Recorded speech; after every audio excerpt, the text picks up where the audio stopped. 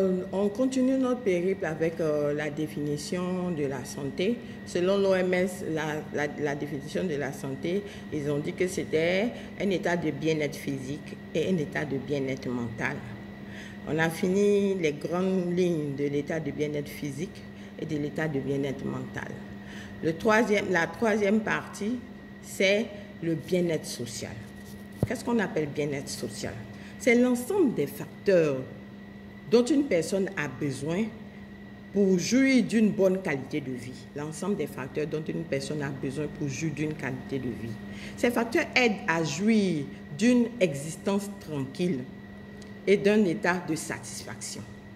Il englobe donc les choses qui ont une incidence de manière positive sur la qualité de vie.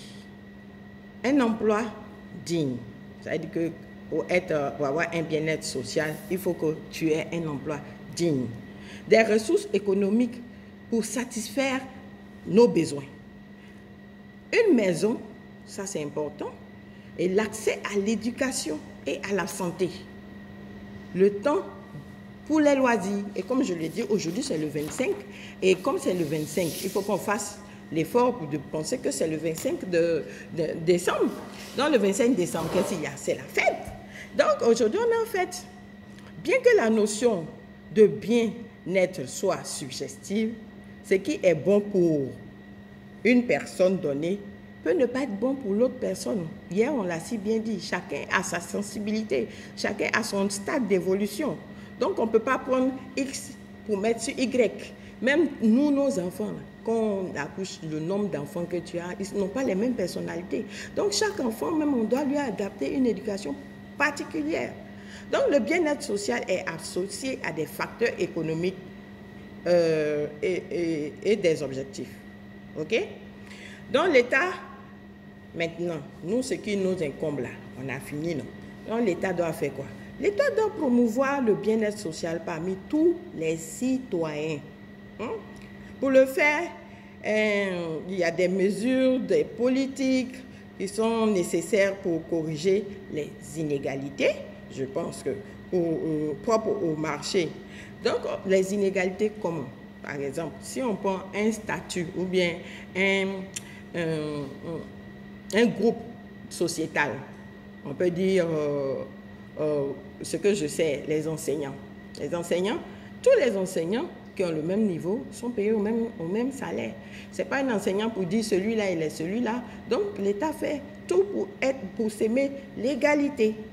Et quand on sait qu'il y a l'égalité, c'est bon. La répartition des revenus et le développement des services sociaux libres et gratuits. Ça aussi, l'État se débrouille, non? C'est que si on est dedans, on regarde un peu. L'État fait on dit la santé pour tous et tout ça, les soins gratuits pour la femme enceinte. Mais tout ça, c'est l'aspect social, c'est pour le bien-être social. Donc, pour toutes les personnes, et sont des conditions nécessaires pour atteindre un bien-être social.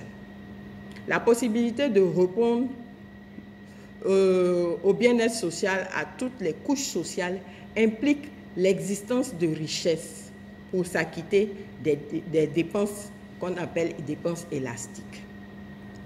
Ceci dit, il appartient également à chaque gouvernement d'assurer la génération des richesses.